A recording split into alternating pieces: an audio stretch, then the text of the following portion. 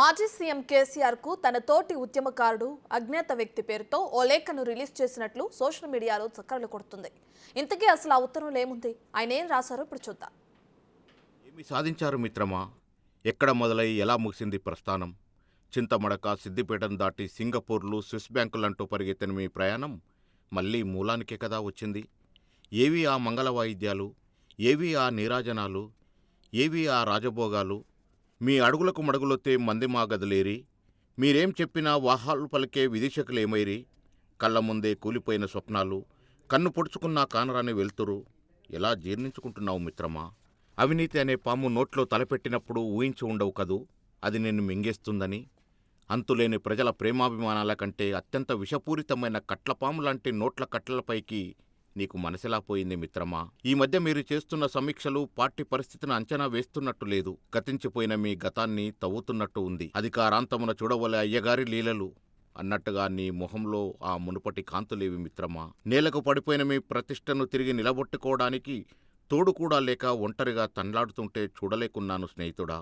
అధికారం పోయి 100 రోజులు కాకముందే ఇన్నాళ్ళు మీ చుట్టూ చేరిన భజన బృందం, మీతో లాభపడిన హితులు, సన్నిహితులు ఒక్కొక్కరు జారుకుంటున్నారని తెలిసినప్పుడు నాకే ఎంతో వేదన కలిగింది.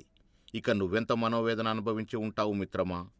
ఇప్పుడేరి ఆ హితులు, స్నేహితులు? కొందరప్పుడే మీరు తాత్కాలికంగా తమ పేరున పెట్టిన ఆస్తిపాస్తులను తిరిగి ఇవ్వటానికి మనసొప్పక వాటిని చక్కదిద్దుకునే పనిలో పడటం, మరికొందరు వారు ఇరుక్కోలేక మిమ్మల్ని ఇరికించి తప్పించుకోవాలని యోచించడం, ఇది కదా అసలైన జీవిత సత్యం. అధికారంలో ఉండి కూడబెట్టిన 1000 ఎకరాల భూముల కన్నా స్వగ్రామంలో మీ స్వార్జితం 8 ఎకరాలే ఎంతో విలువగా తోయటం లేదా? ఇప్పుడు ఉద్యమం చేస్తున్నప్పుడు ఇక్కడ నేను, నా ముసల్ది మాత్రమే ఉన్నాము, నా 2 పిల్లలు అమెరికాలో సెటిల్ అయ్యారు, నాకే స్వార్థం లేదు, నాకే పదవులు వద్దు, నేను తెలంగాణకు కాపలా కుక్కలా ఉంటాను అని ప్రమాణం చేస్తే అమాయకులైన తెలంగాణ జనం నమ్మి నాయకుని చేశారు.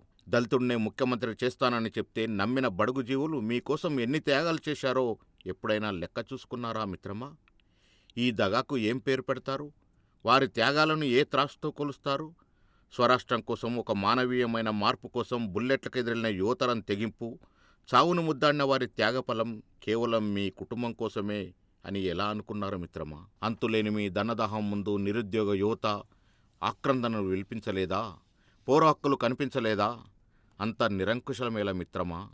బూటకపు హామీలు, మోసపూరిత వాగ్దానాల పేకమేడ ఎన్నాళ్ళుంటుంది మిత్రమా? ఎప్పుడైనా కూలిపోవాల్సిందే కదా. పులిరాజాగా ఉద్యమంలో ముందుకు పోతూ మీ పంజా కింద నలిపేసిన లేళ్ళు, దుప్పిళ్ళు, కుందెళ్ల మాటేమిటి మిత్రమా? మీరిప్పుడు కట్టుకున్న బంగళాలు, పోగేసుకున్న సంపద ఏదీ మీ ప్రతిష్టను తిరిగి తీసుకురాలేదు కదా. మీకు ప్రజల గుండెల్లో విశాలమైన గూడు ఉండగా ఇరుకైన పాలరాతి మెడలెందుకు మిత్రమా? ప్రజల మనసుల్లో కొలువై ఉండే మహాభాగ్యాన్ని వదులుకొని భోగభాగ్యాల వెంట పరుగులెందుకు? జనం ఆదరణ కోల్పోయి సంపాదించేవి రత్నాలైనా రాళ్లతో సమానమే కదా. ఎత్తులు వేయడంలో, వ్యూహాలు రచించడంలో కనుచూపు మేర మీకు సరిజోడైన నాయకుడున్నాడా? ఆ రాజనీతిజ్ఞత, దార్శనికత ప్రజల సౌభాగ్యం కోసం వాడితే తరతరాలు వాళ్ళ గుండెల్లో ఉండిపోయేవాళ్ళు కదా. ఎందుకొచ్చిన మాయదారి సంపద? ఏం చేసుకోను? మీ ముందు తరాలను సోమరులను చేయడానికి కాకపోతే మీరు పోగేసుకున్న సంపదలో 1% కూడా మీ జీవితకాలంలో అనుభవించలేనప్పుడు ఎందుకొచ్చిన ఆరాటం? ఆ సంపద పోగేసుకునే క్రమంలో మీ ప్రతి నాయకుణ్ణి మీరే సృష్టించుకోవడం, మీ ఓటమికి మీరే ఇటుకలు పేర్చుకోవడమే కదా వైచిత్రి అంటే. సైజు పెద్దది అయినా అంగీలా అలవాటు లేని అపోజిషన్లో మీరు అవస్థలు పడుతుంటే ఆనందపడేవారే గాని అయ్యో అనేవాళ్ళు లేకపోవడం ఎంత దుర్భరం మిత్రమా? ఉద్యమంలో మీరు చేసిన బాసలు అధికారంలో ఉన్న మీ శత్రువు ఆచరిస్తున్నాడు, గమనించారా? ప్రజాస్వామ్యంలో అధికార కృతం నిర్వహించడం ఎలాగో అతని నుంచైనా మీరు నేర్చుకుంటారా? ఓటమి ఎప్పుడూ చివరి మజిలీ కాదు, అదెప్పుడూ తాత్కాలికమే. కానీ ఓటమి గెలుపుగా మారాలంటే అన్నీ వదులుకొని మళ్ళీ బయలుదేరిన చోటుకు రావాలి. రాగలరా? ఇట్లు మీ ఉద్యమ సహచరుడు.